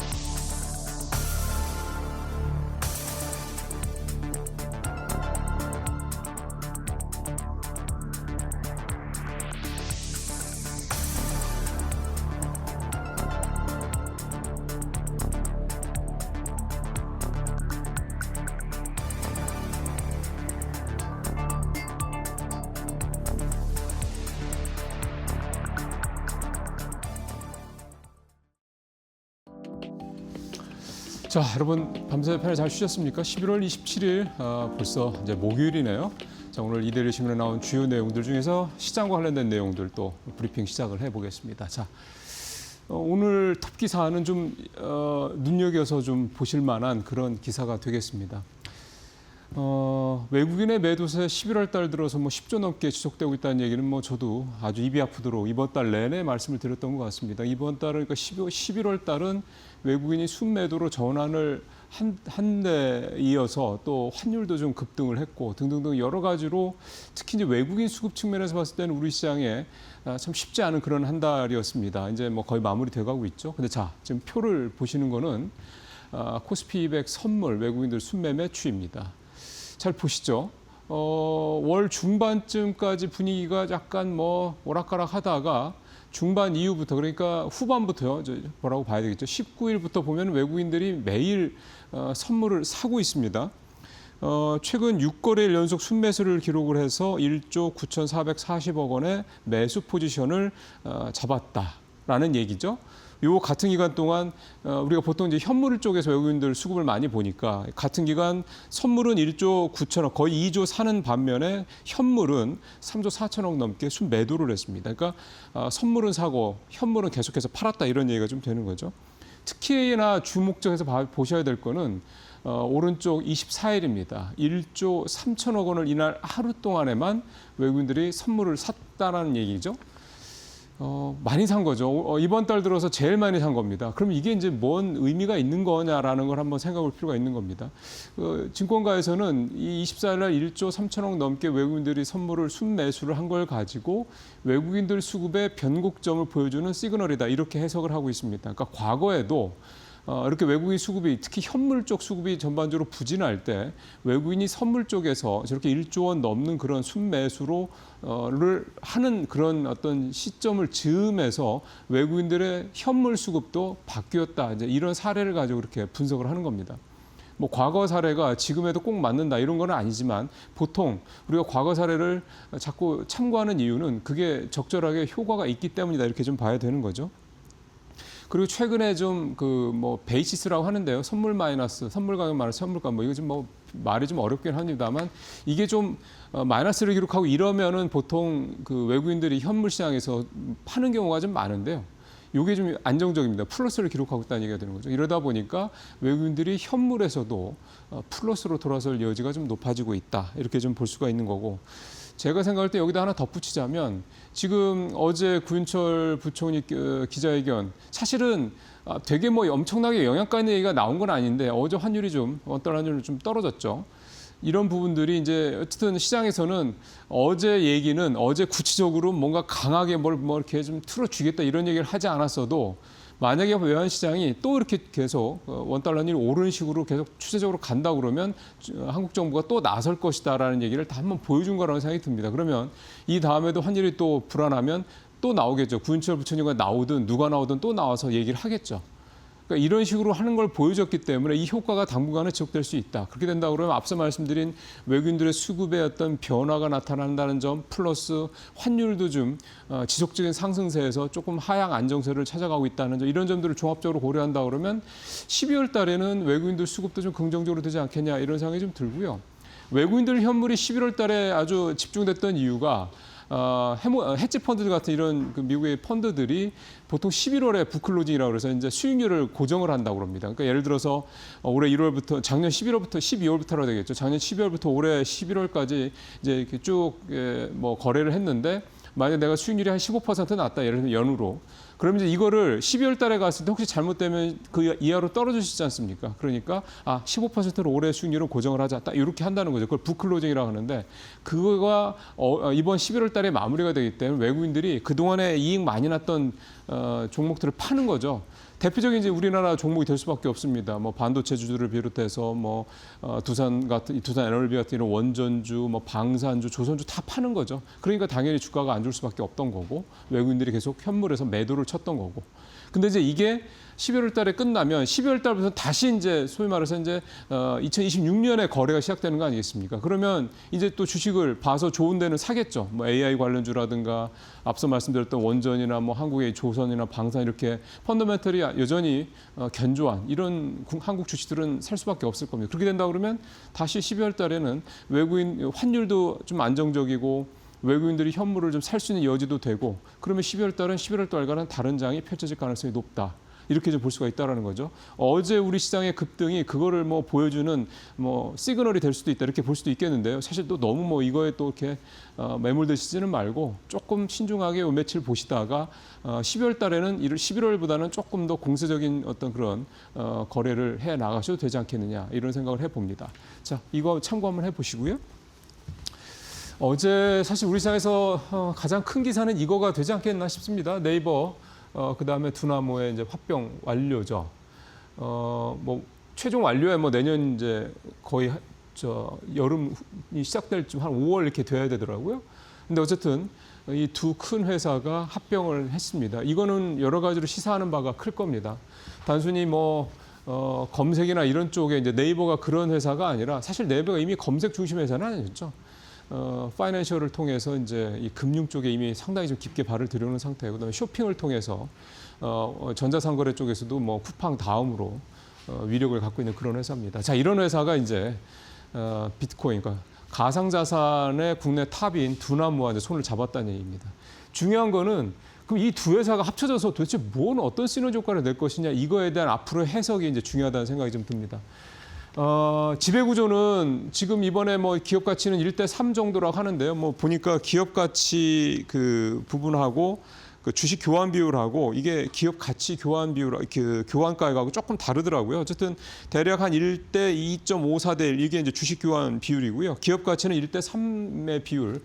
시장에서 그동안 얘기가 나왔던 요 정도 수준으로 돼서 뭐 시장에서 예상했던 것보다 아주 뭐 큰 차이는 없는데 증권사들은 주식 교환 비율이 1.3이 아니라 1.25가 됐다는 것에 조금 더 점수를 더 주는 모습이더라고요. 교환가액 두나무 43만 원, 네이버 파이낸셜 17만 원 이렇게 되고요. 그래서 두나무가 공고를 냈더군요. 43만 9천 원 이거에 이제 매수 청구를 받겠다 이렇게 얘기를 좀 하고 있습니다. 자, 중요한 거는 이제부터입니다. 일단은 두나무의 그 송치영 의장하고 김영년 부회장 두 사람이 이제 네이버의 최대 주주가 됩니다. 그럼 이제 지배구조가 바뀐다는 얘기죠. 물론 이제 기존의 네이버의 뭐 대표도 뭐 이런 경영진도 일단 당분간 유지가 되겠지만 앞으로는 모르는 거고, 이 두 회사가 합쳐져서 어떻게 될까요? 결국 여기에는 이제 스테이블 코인이라고 하는 가상자산의 어쨌든 앞으로의 큰 시장 이 부분이 연결이 됐을 거라는 생각이 듭니다. 그래서 그렇게 된다고 그러면 그 시너지 효과가 좀 뭐 엄청날 것이다 이런 얘기도 좀 나오고 있고, 과연 원화 스테이블 코인이 실제로 제대로 성장을 할 것이냐 이렇게 가면 이 어떤 조합이 그다지 이렇게 생각했던 것처럼 시너지가 안 날 수 있다 이렇게 볼 수도 있는 거죠. 그냥 가상자산 거래소와 그냥 뭐 네이버가 만났다는 정도가 될 수도 있을 거고. 그러니까 중요한 거는 결국 여기서 이제 얼마나 이 두 회사의 인재들이 모여서 얼마나 창의적인 비즈니스 모델을 만들어낼 것이냐 이거라고 봐야 됩니다. 그렇게 생각하면 되게 주식적인 측면에서 봤을 때는 되게 주가가 올라갈 수 있는 그런 어떤 기대감을 주는 거죠. 반면에 그런 부분들이 삐끗하다 그러면은 또 주가는 엄청나게 급락을 할 수도 있는 거고요. 주식이라는 게 기대감으로 올라간다는 걸 감안하면 이 네이버와 두나무의 합병은 그 기대감을 충족시키기에는 충분한 그런 어떤 소재다 될 수가 있겠습니다. 예, 어제 누리호 4차 발사 오늘 새벽에 있었고요. 이렇게 기대감 때문에 주가도 좀 올랐습니다. 사실 근데 이거는 시작이고요. 내년 5차, 6차 이게 더 중요하다고 좀 시장에서는 좀 보고 있고요. 어제 뭐 주가 일부 뭐 하나 에어로스페이스라든가 한국 항공우주 등 오르고 이런 부분들은 뭐 그냥 크게 의미를 부여할 부분은 아닌 것 같고, 중요한 거는 5차 발사, 그러니까 이번 4차가 아니라 5차 발사 때부터는 이제 모든 걸 다 민간에서 합니다. 그러니까 한화 에어로스페이스가 제작 총괄도 맡고 그다음에 운영도 다 하고요. 발사대 운영, 발사체 이송 전 과정을 민간이 담당하는데 이게 무슨 의미냐면 5차 때부터는 이제 정부 기관에서 그러니까 정부에서 기술 개발하는 이 우주 항공 관련된 기술, 발사체 기술이 이제 민간으로 넘어간다는 얘기가 좀 되는 거죠. 그렇게 되면 이제 이게 다른 나라 사례, 미국이라든가 뭐 중국이라든가 일본이라든가 이런 다른 나라 사례를 보더라도 급격하게 이제 성장을 하고 수익성을 만들어낼 수 있는 모델로 이제 바뀌게 될 겁니다. 이제 그거를 이제 이 누리호 5차 발사 때부터 이제 우리가 볼 수 있지 않겠느냐. 어쨌든 우리나라 우주항공은 뭐 우리가 방산 기술이라든가 최근에 그 KF-21 같은 이런 전투기 기술에서도 우리가 볼 수 있듯이 밖에서 보는 거 상상 이상으로 포텐셜이 엄청나게 크다라는 거, 우리가 갖고 있는 이 제조 능력, 이게 이 창의력 이런 것들이 굉장히 크다라는 점에서 우주항공은 뭐 지금 이제 개화기 이제 시작했다 이렇게 봐도 뭐 무리는 없을 것 같습니다. 자, 짧게 마지막 소식 하나 더 보겠습니다. 발 빼는 중학개미 중펀드 한 달새 2천억 썰물. 예, 표를 보시면요. 설정액만 줄어든 게 아니라 수익률도 많이 떨어졌습니다. 최근에 한 달 사이에. 최근에 한 달 사이에 이렇게 중국 펀드 수익률이 떨어진 이유는 기본적으로 뭐 이제 재료들이 별로 없기 때문입니다. 중국 사중전에 마감됐고 미중 정상회담도 끝났고 그다음에 나오는 지표들은 여전히 좀 썩 좋지 않고 그러다 보니까 이제 국내 투자자분들 중국 투자에서 좀 발을 빼고 있는데 사실은 9월, 10월 우리나라 시장도 좋을 때 중국 시장도 굉장히 좋았거든요. 그런 부분들을 좀 감안해 들어가셨던 분들 지금 요즘에 빠져나오고 있는 그런 모습이라고 좀 볼 수가 있겠고요. 자, 그러면 이제 중국에 대한 기술적 투자는 뭐 이제 사실 마무리냐 그런 건 아닌 것 같습니다. 오늘 이제 마켓나우 일부에 전병서 소장이 나오시는데 뭐 그때도 제가 이 질문을 드리려고 합니다만은 결국은 중국의 테크 투자는 중국도 역시 마찬가지로 이제 개화기다 이렇게 좀 봐야 될 것 같습니다. AI를 비롯해서 뭐 각종 첨단 산업종, 뭐 미국과의 경쟁에서 계속 성장할 수밖에 없는 거 아니겠습니까? 이따 마켓나우 일부에서 그 부분 자세히 좀 한번 살펴보도록 하겠습니다. 계속해서 시청 부탁드리겠습니다. 마치겠습니다.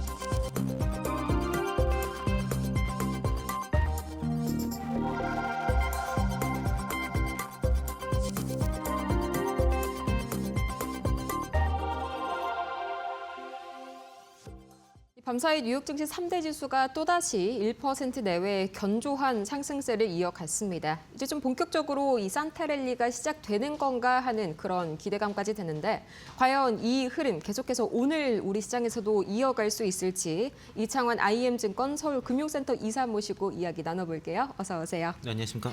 네, 밤사이 뉴욕 증시 또 어제 이어서 오늘도 좋은 흐름으로 마무리를 지었습니다. 크게 두 가지 이슈가 있었는데 첫 번째로는 금리 인하 12월에 단행이 될 거라는 기대감이 계속해서 좀 높게 유지가 되고 있고요. 또 이제 간만에 좀 구글이 밀리고 엔비디아, AMD 그리고 비트코인까지 다시 한번 좀 주목을 받았네요. 뭐 특별한 계기가 있을까요? 그 시장은 이제 사실 금리 인하에 대해서 그 낙관론으로 지금 계속 진행이 되고 있고요. 어제와 그저께 이어서 이제 시장의 반등의 요인이 된 거고, 케빈 헤셋이 차기 연준 의장으로 유력하다는 그런 이제 그 보도가 나타나면서 네. 어쨌든 지금 12월 달 금리 인하 가능성이 높아졌고요.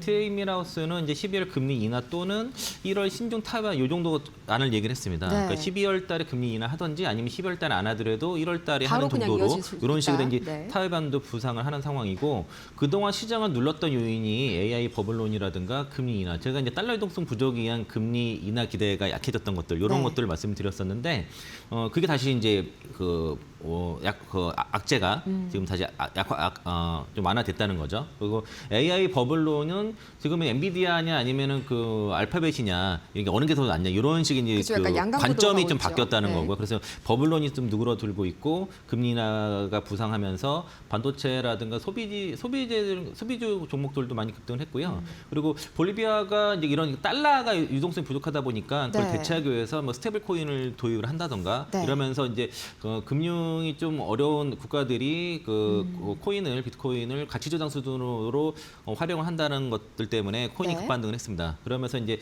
그 코인과 지금 그 미국 증시는 거의 동행을 하거든요. 빅테크는 그쵸. 거의 주가 동행을 하기 때문에 그래서 그 코인 반등도 미 증시의 어떤 상승의 요인이 됐었고 그리고 신규 실업 수당 청구 건수가 예상보다는 좀 적었지만은 연속 신청 건수가 이제 올라갔다는 것 때문에 금리 인하 가능성이 이제 네. 84.9%까지 급등을 하면서 장기 실업자가 좀 많아졌다는 네, 그러면서 얘기죠. 이제 전반적으로 지금 그 미증시의 반등세가 나타나는데 지금 그 발표된 지표들이 다 최근에 보면은 9월달 지표예요. 네, 셧다운 중이죠. PPI라든가 소매 판매, 주간 ADP 고용 이런 것도 다 주간 지표인데. 그러니까 9월 지표인데 앞으로 발표될 지표에 따라서 왔다 갔다는 하겠지만은 네. 전반적으로 시장은 어쨌든 금리 인하에 다시 재배팅하면서 네. 그러면 유동성이 다시 증가하는 요인이 되지 않습니까? 그렇죠, 그렇죠. 그러면서 이제 그 지수 반등은 뭐 괜찮을 것 같다라고 좀 판단하고 있어서요. 그리고 JP모건에서 S&P 내년 500 그 내년 전망을 7,500 금리 추가 인하할 경우에는 8,000까지도 보니까 다시 좀 시장에 대한 긍정론이 좀 올라오고 있다라고 볼 수 있겠습니다. 8천까지 좀 상당히 좀 진짜 정말 시장 기대감을 높일 만한 그런 재료였던 것 같은데 이제 뭐 캐비넷이 말씀 주신 트럼프의 최측근이 파월 뒤를 이을 거다. 여기에 대한 기대감도 좀 엄청난 것 같습니다. 이것 때문에 또 어제 코스피에서 또 외인들이 뭐 현물도 그렇고요. 특히나 선물 쪽에서 이제 좀 약간 완전히 국면이 바뀐 것 같은데 이 부분 좀 수급적인 측면은 어떻게 보실까요? 그러니까 그 11월 24일에 외국인들이 선물을 1조 3천억 정도 순매수를 했습니다. 네. 제가 이제 그동안 계속 외국인들 선물 옵션 그 포지션이 계속 대규모 손실 그쵸. 중이어서 12월 12일 선물 옵션 동시만기일까지는 좀 시장을 좀 보수적으로 봐야 되지 않겠냐고 말씀을 계속 네. 드렸었고 계속 그 추적을 해왔었는데 외국인이 어제까지 누적으로 4조 3천억 정도 순매도를 했습니다. 선물 쪽에서. 네. 8조까지 있었던 것들이 네, 많이 많이 줄었고요. 줄었네요. 그리고 11월 19일부터 11월 26일까지 2조 5천억 정도의 그 선물 쪽에서 순매수를 했습니다. 네. 환매수를 하고 완전 있는 거예요. 전환을 했네요. 네. 4,200을 돌파한 이후부터 시장을 계속 누른 상황이었는데 시장이 이제 이제 코스피가 급락을 했을 때 그때 환매수를 안 하고 한 번 더 누르려고 했다가 급반등하니까 손실이 커지니까 이번에는 환매수가 들어왔습니다. 포기를 했네요. 네. 대략 어제까지 한 2,200억 정도 평가 손실을 보고 있고요. 그리고 이제 12월 1일부터는 QT가 종료가 되죠. 그쵸. 예, 그리고 이제 12월 11일 새벽 4시에 이제 연준의 금리 결정 네. 발표되는 시점인데 금리 인하의 베팅이 나오기 때문에 이거는 외국인들이 버티기 좀 어려울 겁니다. 그래서 이제 빠르게 환매수가 들어온 상황이고 금리 인하 기대감이 높은 상황에서는 뭐 관련 종목들 그러니까 네. 어저께 올라간 국내 시장에서 급반등한 종목들이 2차 전지, 바이오 이런 것들이 그렇죠. 다 금리 인하 수혜 주들이에요. 그것 때문에 크게 움직였군요. 전반적으로 네. 그래서 시장 전체적으로 자금 들어가면서 상승 종목수가 좀 많았던 그런 하루였다라고 볼 수 있겠습니다. 네, 확실히 앞으로는 이제 좀 상승적인 수급 재료들이 많은 것 같습니다. 특히나 외인 선물 측면에 있어서도 지난 24일을 기점으로 좀 완전하게 포지션이 좀 바뀌는 그런 움직임들이 나타나고 있죠.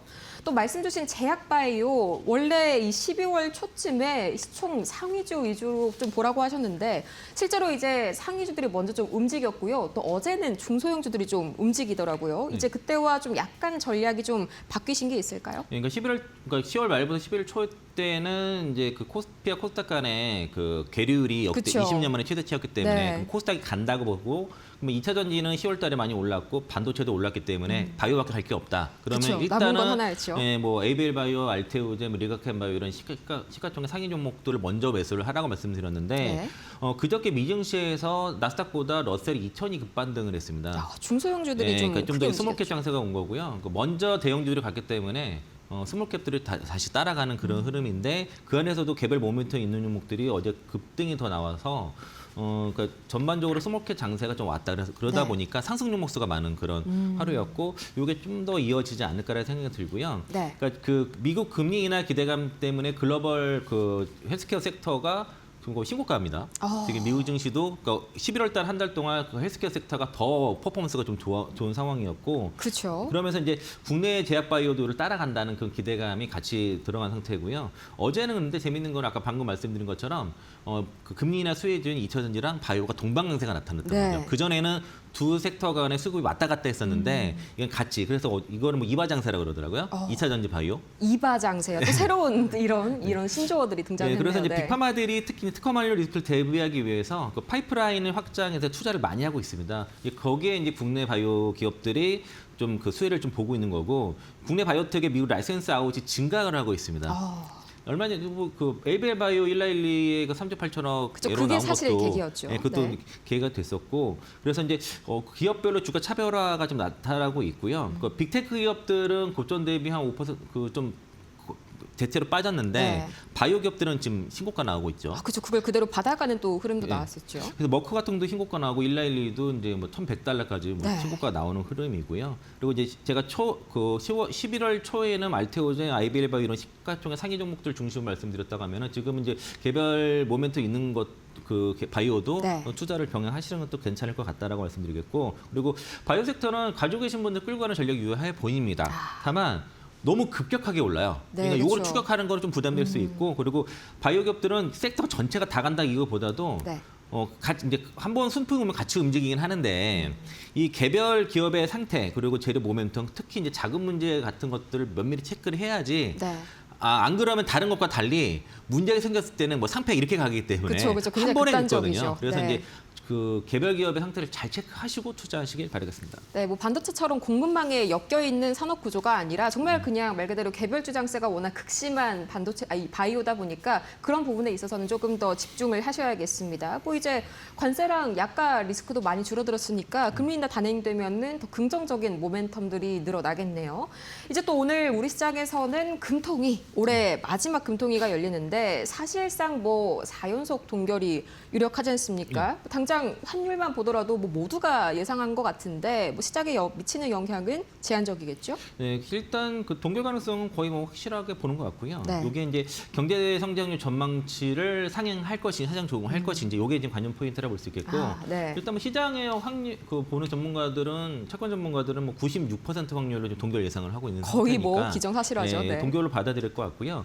일단 서울 중심의 집가 상승세랑 가계 부채 증가가 이제 동결의 가장 큰 원인이고 네. 환율입니다. 그러니까 금리를 인하해놓고서 환율이 급등하면은 다시 개입하는 이런 그 후진적인 정책을 더 이상 펴서는 안 되거든요. 네, 그렇죠, 그러니까 이제 그렇죠. 환율 때문이라도 지금 금리 인하를 쉽게 할 수는 없는 상황이고요. 우리 여력이 없어요. 미리 다 좀 그 금리 인하를 써먹어 버렸기 때문에 네. 그리고 미국의 금리 인하 시작에도 불구하고 여전히 그 금리 차가 많이 발생하고 국내 그 금융시장 상황을 고려했을 때는 추가 인하보다 동결로 갈 수밖에 없는 상황입니다. 불가피할 네. 것이고 당분간 금리 인하 쉽지 않을 거예요. 국내는. 뭐 내년까지도 안 한다 뭐 이런 말도 나오더라고요. 그래야 될 것 같아요. 그러지 않고서는 네. 좀 환율을 잡기가 좀 어려운 상황이고 그리고 경제 성장률 전망은 상향 조정을 해야 될 것입니다. 특히 이제 반도체 쪽에서의 수출 실적이 워낙 크기 때문에 네. 올해 같은 경우에 0.9%에서 1%대 진입도 가능하지 않겠냐 이런 것도 좀 기대를 하고 있고 전반적으로 뭐 KDI라든가 IMF는 0.9% 전망을 유지를 하고 있는데 네. 1%대 들어가길 좀 희망해 보고요. 그리고 내년도 1.8% 이상의 경제 성장률 전망을 상향할 것으로 시장에서 확실하고 있습니다.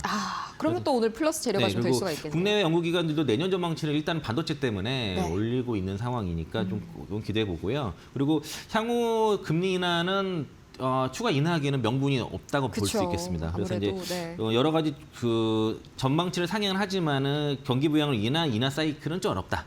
이렇게 좀 보시면 좋을 것 같고 당분간은 인하는 없다. 그렇게 판단하시면 좋을 것 같습니다. 네, 당분간은 인하가 없을 것이다. 이게 또 무조건 뭐 부동산 이런 대출 문제도 있겠지만 환율 문제도 좀 상당한 것 같습니다. 어제 이제 구윤철 부총리가 국민연금을 끌어다가 환율 방어하는 일은 없을 것이다. 좀 이런 메시지를 남겼죠. 네. 구체적으로 이게 어떤 의미고 앞으로의 환율 대체 전망이 어떻게 흘러갈까요? 그러니까 국민연금 노후자금이 사실 우리 뭐 최 보루나 다름없는데 이를 활용한다는 논란이 있었는데 네. 일단 그 뭐 아니라고 해명을 했고요. 일단 환율 상승에 대해서 그동안 전 정부에서 이제 국민연금이 개입하도록 의무적으로 개입하도록 하다 보니까 월초만 되면 환율이 안정되다가 월말에 되면은 환율이 급등하는 그런 사태가 벌어졌어요. 네. 딱 얼마를 개입한다고 딱 정해놓으니까 외국인들이 그를 이용해서 월초에는 열심히 팔았다가 그렇죠.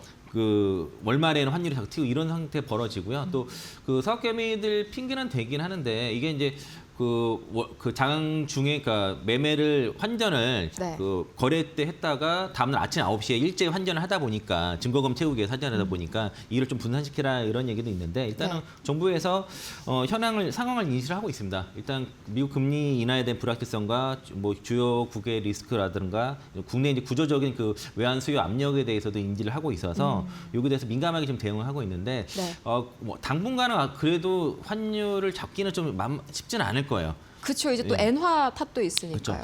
그래서 이제 어쨌든 일방적으로 쏠리는 거에 대해서 상당히 모니터링을 하고 있는 상황이고 변동성이 심하게 나타날 경우는 단호하게 개입을 한다고 했기 때문에 일단 상단을 막는 정도 어떻게든 네. 1,500원대로 가는 걸 막겠다는 의지는 확실하다고 볼 수 있겠습니다. 그러니까 어제 그 발언이 뭐 환율을 신경을 쓰지 않겠다 이 의미가 아니라 단순히 그냥 진짜 이걸 소방수로 좀 약간 남용을 하는 걸 하지 않겠다 이렇게 얘기를 한 거지 다른 우회적인 이런 진정수단들은 좀 여러 가지를 얘기하지 않았습니까? 네, 그러니까 이제 국민연금이 국내 시장 차지하는 자산 규모 막대하고 또 해외 투자도 많이 하고 그쵸. 해외 자산이 많이 있는데 이게 그것들이 결국에는 그 환율에 많이 영향을 준다는 거죠. 그리고 네. 해외 자산 같은 경우에 만약에 매각을 했을 경우에는 또 환율이 급격하게 하락할 수도 있는 거니까 이런 부분들을 염두에서 얘기한 거지 직접적인 개입을 얘기한 건 아니라고 볼 수 있겠습니다. 네, 직접적인 개입을 염두에 두고 이야기한 것은 아니다. 이제 좀 개별 종목 이슈로 한번 들어가 볼까 하는데 뭐 섹터를 보자면은 어제 2차 전지가 또 상당히 뛰었습니다. 에코프로비엠이 9%, 또 에코프로가 11%. 이게 보니까 뭐 탄산 리튬 가격이 올해 들어서 최고치를 좀 경신한 영향이 있는 것 같은데 제가 약간 걱정되는 부분은 이제 만약에 내년 들어가지고 좀 가격이 꺾이면은 이게 또 같이 좀 2차 전지가 하락하지 않을까 이런 걱정도 있는데 이건 뭐 ESS 덕분에 좀 상충이 될까요? 네, 더 이상 뭐 리튬 가격 걱정은 안 하셔도 될 것 같고요. 아우, 네. 그 2차 전지 대장주로 제가 말씀드렸던 에코프로라 LG화학이 이제 41선 급반등이 나타났고 2차 전지 ETF도 전반적으로 41선에서 반등이 나타났습니다. 네. 그러니까 2차 전지 섹터도 이제 금리나 기대감이 높은 섹터이기도 하고요. 또 단기 낙폭 11월 달 낙폭 가대였고 리튬 가격이 이제 급반등이 나타났는데 중국의 그 ESS 배터리와 또 리튬 공급 정책 조절 정책으로 인해서 네. 다시 이제 리튬 가격이 올라가고 있는 상황이다 보니까 일단 리튬 가격이 올라가게 되면은 그 대형주 중심으로 수급 좀 들어오게 돼 있고요. 그리고 공급 과잉으로 여겨졌던 리튬을 어쨌든 ESS 산업의 수요로 급증을 인해서 그 LF 배터리는 중국에서 쇼테지가 나는 상황이라고 볼 수 네. 있고 탄산 리튬 가격이 선물 가격이 중심으로 10만 위안을 넘어갔다가 급락했다가 다시 올라갔거든요. 그쵸. 급락했던 거는 이제 투기 수요를 조절한다고 해서 금융정책에서 약간 그 보조 그 증거금 올리고 뭐 이래가지고 단기 약간 급락했던 조정이 거고 들어간 거군요. 다시 네. 수요에 의해서 급등을 하는 거라서 지금은 이제 그 전에 공급망이 축소로 인해서 리튬 가격이 반등했다 그러면은 지금 실제로 수요가 올라가서 반등을 하는 거고요. 전체 파이가 커지고 있다. 네, 그리고 네. 내년도에 그 세계 리튬이온 공급 증가율이 당초 22에서 25% 정도로 예상했는데 한 15에서 18% 정도로 수준으로 하향 조정돼서 공급도 네. 줄어드는다. 공급이 좀 줄어들면서 수요가 올라가는 그런 상태고요. 가격은 더 올라가겠네요. 그래서 이제 네. 2차 전지 업황은 어쨌든 지금 바닥을 통과해서 상승 국면으로 전환을 하려고 하는 구간이라고 볼 수 있고 완전히 전환하는 게 아니라 전환을 하려고 하는 도입 그런 국면이다. 구간이고 네. 그리고 이제 지난 한 2년에서 3년 동안에는 P가 Q가 전부다. 그러니까 가격도 떨어지고 출하량도 떨어지는 그쵸. 그런 상황이었는데 지금부터는 PQ가 같이 반등하는 그런 구간이기 때문에 주가는 바닥이라고 봐야 돼요. 바닥을 잡고선 얼마큼 반등하고 또 눌리고 이런 식으로 움직일 거라고 생각이 들고요. 리튬 가격이라든가 전기차 둔화를 상쇄할 수 있는 이제 그런 기업들 위주로 투자를 이어가시는 게 좋습니다.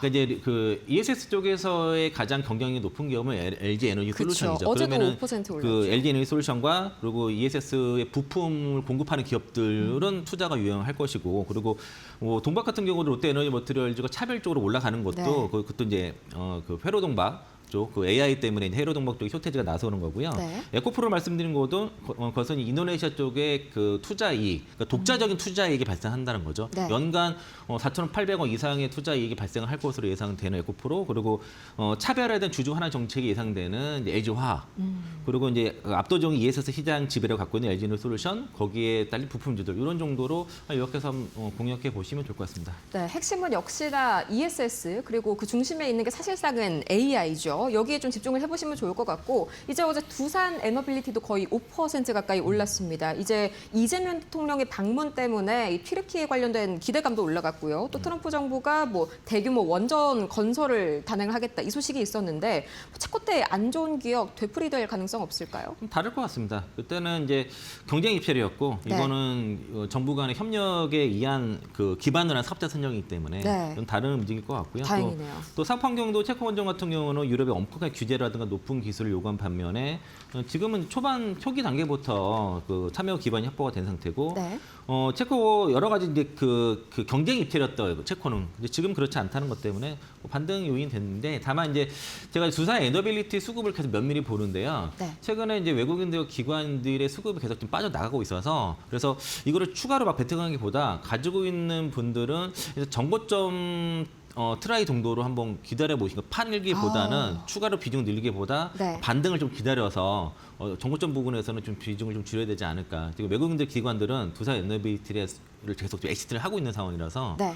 그거는 좀 유의해 조심하셔야 될 거라고 보고 있습니다. 네, 비중 확대보다는 이제 정고점 부근에서 다시 한번 좀 기회를 노려보는 전략 말씀을 해주셨습니다. 이렇게 해서 오늘 저희 이창환 IM증권 서울금융센터 이사 모시고 자세하게 시장 전략 세워봤습니다. 좋은 말씀 고맙습니다. 오늘 저희가 준비한 소식은 여기까지입니다. 과연 이 나스닥과 또 다시 한번 3대 지수의 상승에 힘입어서 오늘 우리 시장도 어제와 같은 상승세 시현할 수 있을지 잠시 후에 이어지는 마켓나우에서 더욱더 자세한 전략 세우시길 바라고요. 저희는 더 유익한 소식 들고 다음 이 시간에 찾아오도록 할게요. 오늘도 함께해 주신 여러분 고맙습니다.